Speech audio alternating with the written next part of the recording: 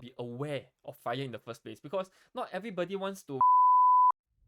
Hello everybody, welcome to this video where I'll be sharing about my personal thoughts and also some summary of a recent event that I went to that was organized by Goodwhale, right? So this event organized by Goodwhale is actually about FIRE by 35. So what does FIRE mean? FIRE means financial independence and retire early. Goodwhale actually invited two very prominent YouTubers in Singapore, which is Kelvin and KelvinLearnsInvesting, and also Chris, who operates the YouTube channel by the handle of Honey Money SG.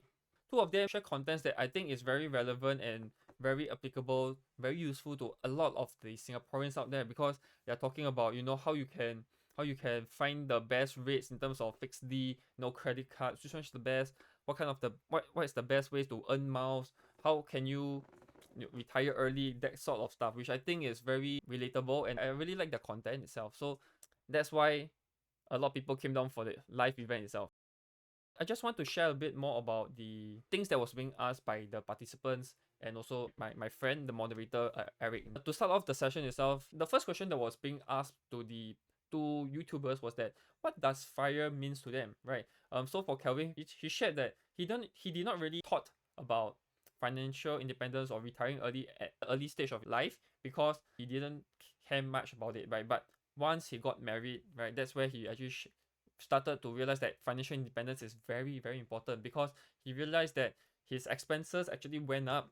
All right, I'm not sure if it's by the way, but just jokes aside, right? But he focused a lot on like having a higher expenses means that you need to be able to cover the expenses so that you don't have to be worried that you cannot pay the bills, right? So he mentioned a lot about the expenses portion, right? And for you to reach financial independence, that's where Chris also added on, talking about financial independence is broken down into two factors, right? Two factors. Firstly, one, you have to be clear of what is your expectations, right? So if you want to retire early or you want to reach financial independence, you need to know what kind of lifestyle you want to have.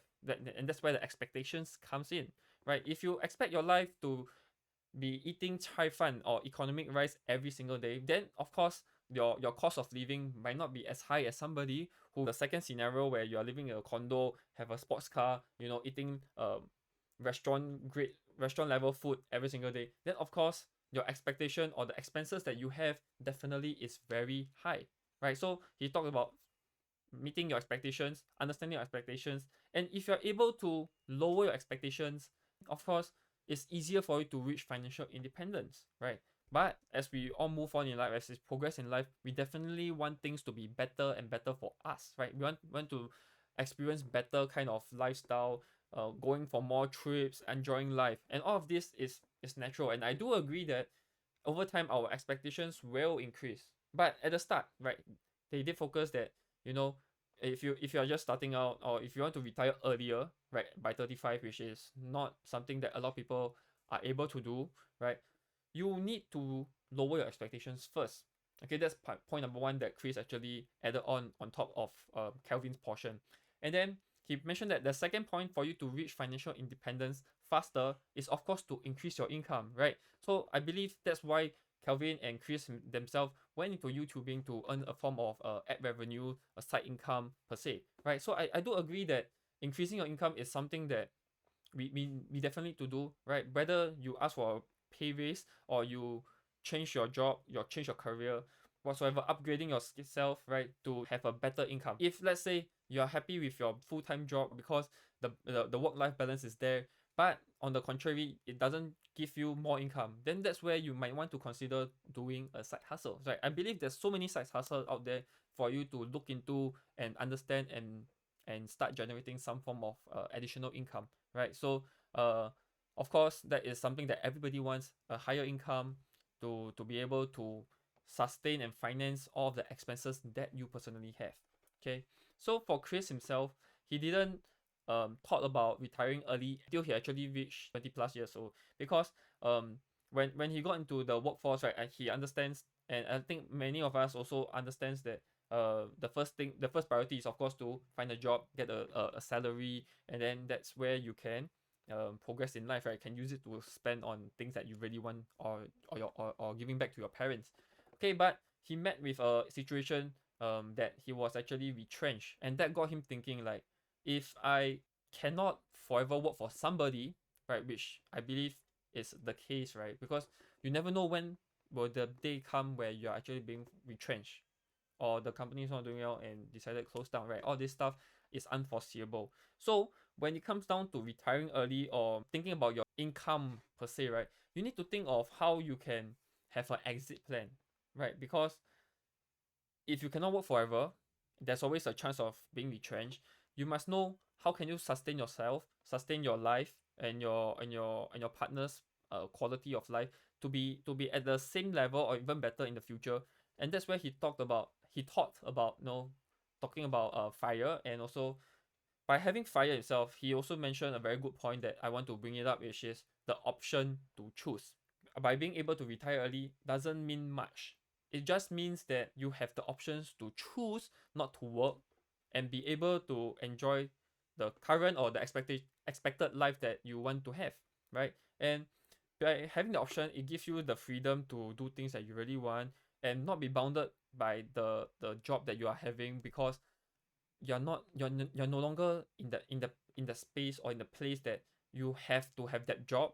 In the session itself, they also talk a lot about optimizing your expenses. Being able to reduce your expenses, it actually lowers down your expectations, in the sense that, because right now, if you don't reduce your expenses, there may be pockets of areas that you might be overspending on, be it insurance, rents, having a car, your phone bills, um, broadband contracts, your laptop, what kind of services, even to the streaming platforms that um streaming products that you're using. Are you over subscribing to them? Do you really need it? This All of this stuff, right? It's all expenses that you need to look into, and that's where they actually talk a lot about optimizing all of these expenses to minimize as much as possible. And by doing so, right, they will be able to, or you'll be able to squeeze out a bit of money that you could have just spent it away. And this money that you have saved can potentially be used in places like insurance or investing whatsoever. And I think that is a very good point, right? And talking about savings and reducing expenses, Chris actually mentioned, right, that how much you save is also relative to how much you earn. If you hear people say that they save like 50 to 80% of their income, and then that's the next question you need to ask them is, how much are you actually earning, right? Because Chris brought up a point that if I'm being paid $2,000 as a salary, you asking me to save 50% of it is $1,000. And is that feasible? Spending $1,000 per month and saving $1,000 per month, right? Are you able to minimize your expenses to the extent that you only spend $1,000 per month? Personally, as an individual, if there's no other commitments or whatsoever, right, $1,000 is actually quite doable. Just that you don't go for so many form of expensive lifestyle choices that you might want to do lah. Okay, so that's what I can say. So, but the key thing that they want to bring across is that it doesn't matter how much percentage you save, but of course you need to save as much as possible, right? For thinking about for the later part of your life. So they also bring out the point that you don't need to save a lot of money. You just need to save money consistently, right? The thing is consistently, because if you don't do things consistently, things starts to go haywire. You start to realize that you might be overspending when you should be saving. And despite asking you to save, right, it doesn't mean that you need to save to the extent that you don't treat yourself, you don't meet up with your friends at all. Because end of the day, if you are saving so much that you are not able to enjoy your current life, that is very sad. Do you agree? Right? It's to the extent that there's no meaning in life. You're just working for a paycheck, saving so much money for who knows when you're going to use it, correct? So it's really about how you can change your habits, right? How you can optimizing your expenses, as I mentioned, right? So both of the speakers actually focus a lot on the optimizing of expenses portion. Okay, so that is one thing. And then, so talking about optimizing, right, I think I want to share the point that maybe it's not so much on the expenses, but optimizing your time and optimizing your effort. Because if you're spending a lot of time to do something, but it's not generating you any form of benefits, right? Be it satisfaction, be it monetary kind of benefits, right? Then you need to start to look and see whether this is something that you want to spend so much time on, because every one of us only have 24 hours a day, and that is limited, right? So it matters how you actually spend your time to do the things that you really want to do, or it generates you the income for you to improve your life over time. I think that is very important. I think there's one question, and the reply from the both YouTubers were very candid, and I think I would like to elaborate a little bit more. One of the questions that was asked to the YouTubers were that when did they execute FIRE, and did they actually hit the target of reaching FIRE by 35, right? So both of them actually mentioned that they didn't actually hit the goal of FIRE, which comes with a price tag of $1 million, right? So they mentioned that the initial goal of FIRE is to have $1 million in assets in overall lah, right? To in cash, in equity, because this amount is needed to generate a form of income. Like let's say if you put it in a fixed dividend that give you 4 to 5%, right? That's the rough income that they can get per month that is able to sustain them a decent lifestyle. Right, so they both mentioned that they didn't hit, right? So for Chris, he actually hit around 45% of this goal, and for Kelvin, he mentioned that he's around 40% completed for FIRE. So obviously, whether they pass or fail, I don't think that's the biggest point, right? But being nearly 50% financial independent, and also being able 50% reaching the age of able to retire early, I think that's something that is very commendable. Calvin did mention that actually being able to retire early or being able to retire doesn't mean much unless it is coupled with health, right? And this is very, very important, because we all know that if let's say you retire early, but your quality of life, meaning to say that you don't get to experience or enjoy your retirement lifestyle. Let's say you are sick, or you are bedbounded, or you have no one to spend the time with, then it's not really a happy portion of your life to be able to retire, right? So being healthy is very important, because it makes you be less worried about medical stuff, about other conditions that you might have, or the things that, or the restrictions that you can or cannot do, right? So staying healthy is something that is very important, and which brings me to one of the videos that I'm going to share. Is that I actually recently took up this challenge or commitment to myself and to the viewers, that I wanted to improve my health. I realized that being a father for 7 months, I realized that my lifestyle was not very good, because I started to eat a lot of junk food at night, right? So in the video itself, I actually share more about my journey and what got me thinking, and what got me started to do this challenge itself. Do watch the video. Okay, so coming back, we talk about retire early, financial independence, and the key thing by 35 means that we have to accelerate the process, right? So for you to be able to reach FIRE earlier in your life in your life stage, right? It has a lot of factors involved. So for Kelvin, I will just share some of the biggest takeaway that I took, is that he focused a lot on luck. Okay, focus a lot on luck, and let me elaborate later on, right? So firstly, for you to reach your FIRE earlier, right, you need to be aware of FIRE in the first place, because not everybody wants to retire early. Not everybody knows about financial independence or even financial literacy, right? So if you don't have that knowledge or the understanding, or even that drive to work towards financial independence, then of course you will never reach there lah, right? Correct. So knowing about FIRE is one thing, and second thing, that you must know that you need to invest, right? You know that you need to invest, be it fund, be it funds, be it ILPs, be it investing your own equities, options, whatsoever. There's so many tools out there for you to invest. But the key thing is you need to know that you must invest. Okay, that's the big thing. And to know that you must invest, the next portion is to be able to always participate in the bull run. That's what he mentioned, because as if you're in the bull market, right, everything will go up. That's where you want to be in. You want to start at the place where the bull is climbing, and then you'll appreciate your equities, or all the funds that you have out there, right? And by being able to participate in more bull runs, it's about duration, it's about holding power, and also it comes back to the first point that I mentioned, which is luck, right? You must be lucky enough to enter at the right moment, and for you to ride the bull market, and know the right time to actually sell off, to gain to secure the profits, and be aware of bear markets. All of this stuff involves a lot of luck, right? And then he also mentioned that one thing that you need to have in order to reach FIRE early is to, of course, have the right occupations, right? All occupations out there, be it something that you like or don't like, have a price tag to it, correct? So he mentioned that if you're finding a job, even though you like it, but it doesn't generate that income, if the income is not justified, then is it a correct occupation that you want to have? Of course, you can always argue with me that, I finding an occupation is not about income, it's about satisfaction and all this stuff. But end of the day, right?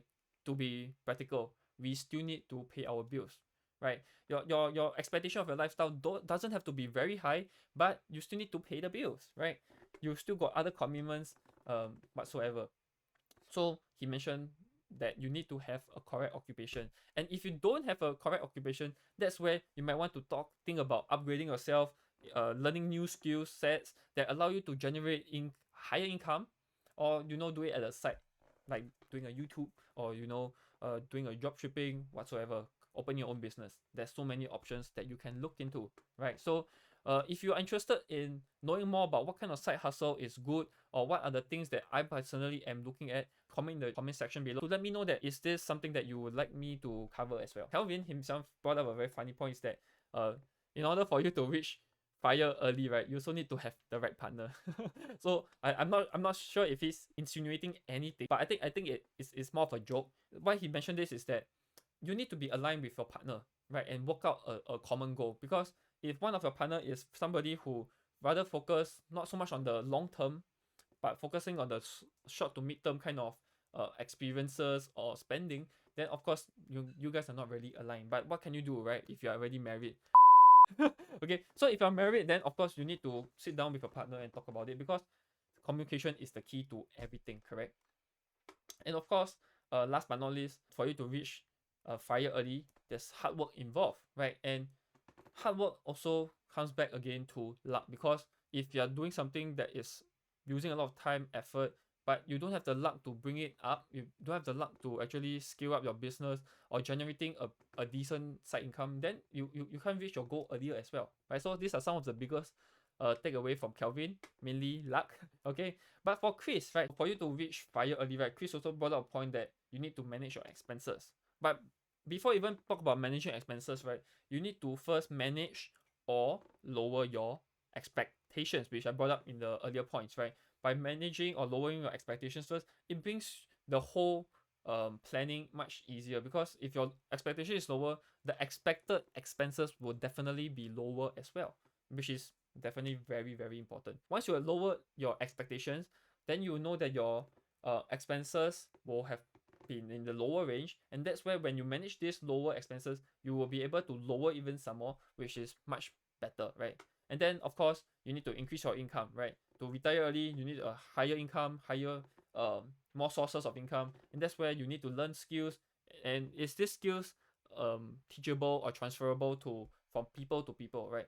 Are you able to learn from people with experiences? Are you able to learn and put down your ego, so that you learn from them, be humble about it, and once you learn it, apply, right? I think applying is more important than just learning, right?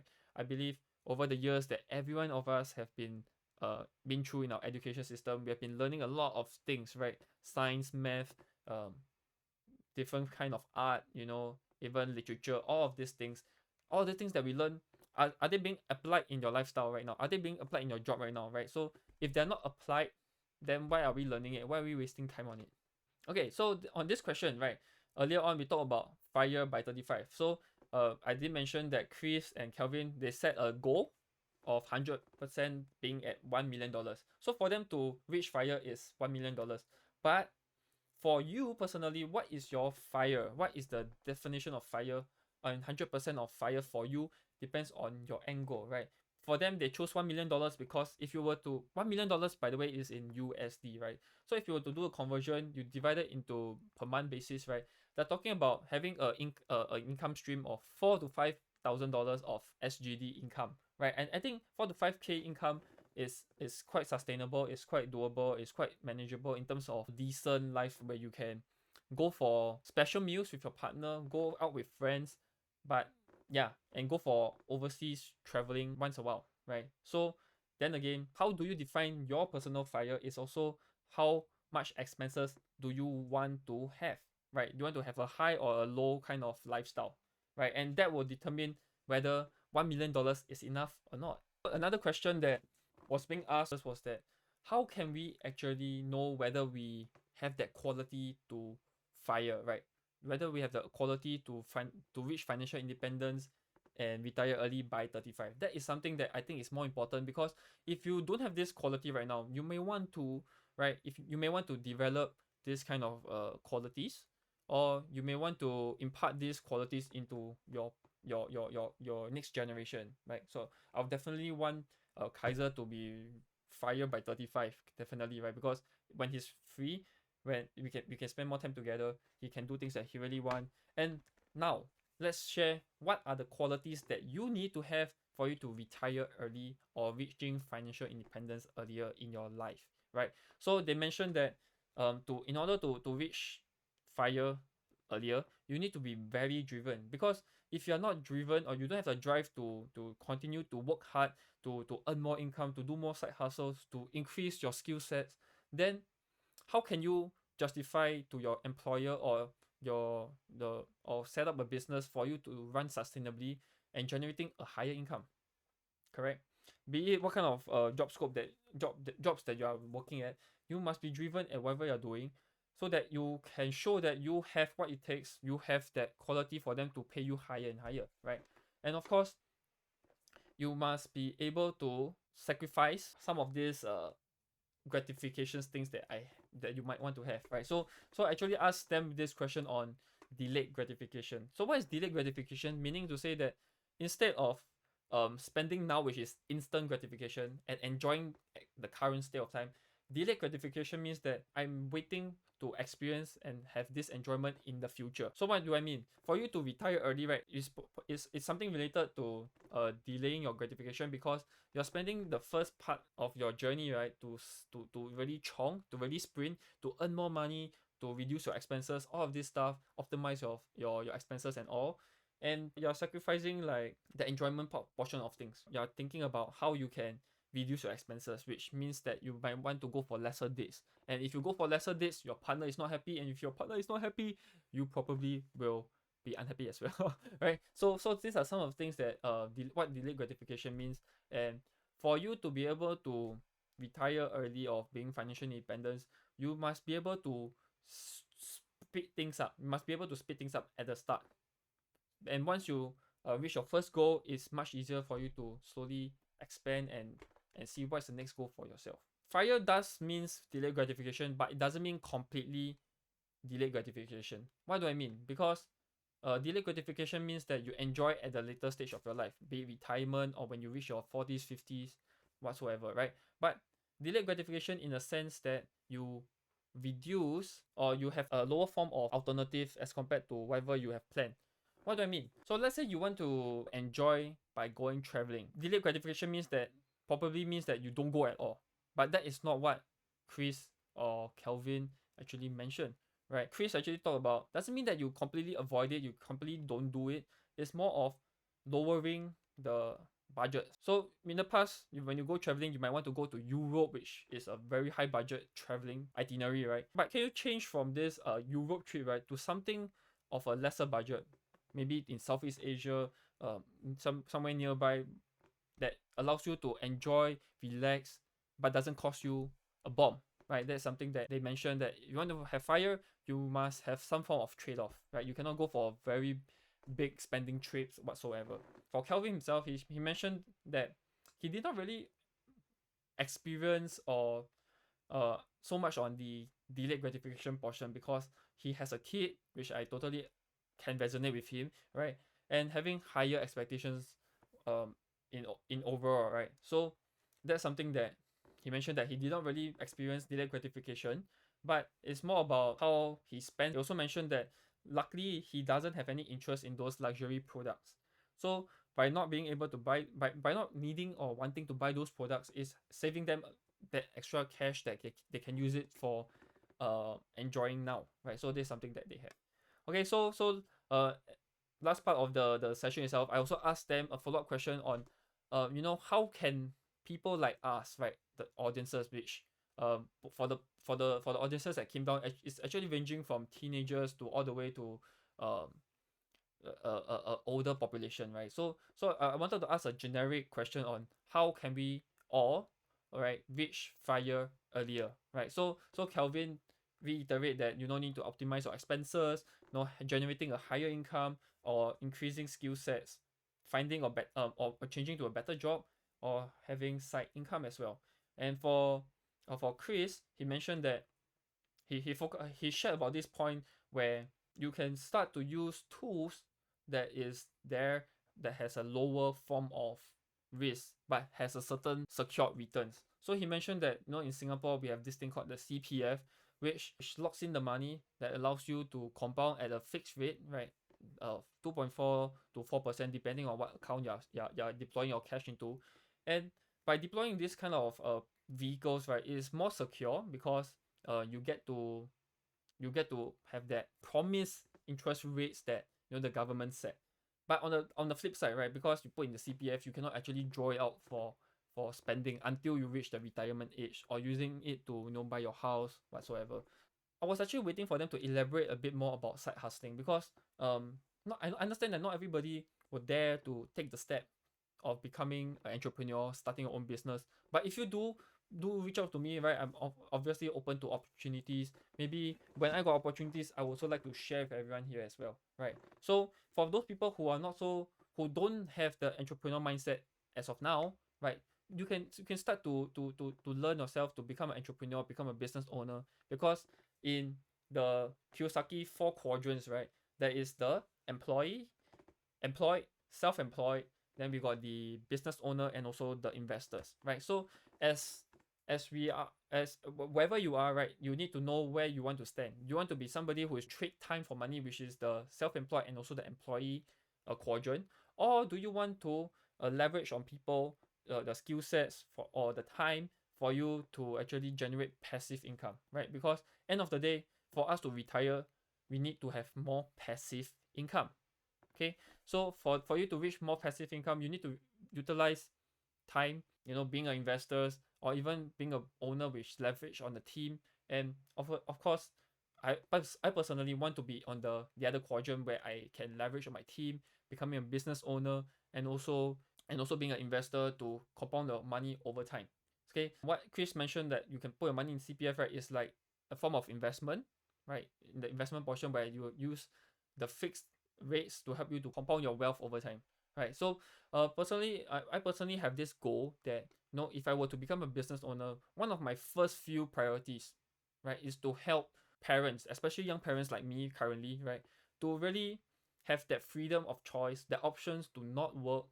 Because I realized that once when I become a dad, initially before I become a dad, I was like, okay, fine, I got a kid, then I just need to work, support my family.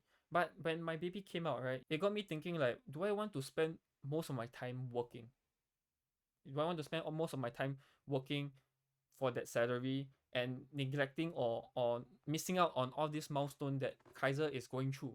Especially when he's before 1 years old, there's so many milestones like calling daddy, mommy, starting his first walks, running, all this stuff. I think it's something that no parent, right, or most parents would not want to miss out. And that's why this is one of my ultimate goal to help young parents, parents in general, to have that freedom of choice to do things that they want, which is to spend time with your family, your kid, and also to enjoy life in general. And obviously, but by me helping them to reach their goal of not working for a salary, right, I do hope that I can influence more of them to be like me, to help more people, because the world will be a better place if everyone is happy, right?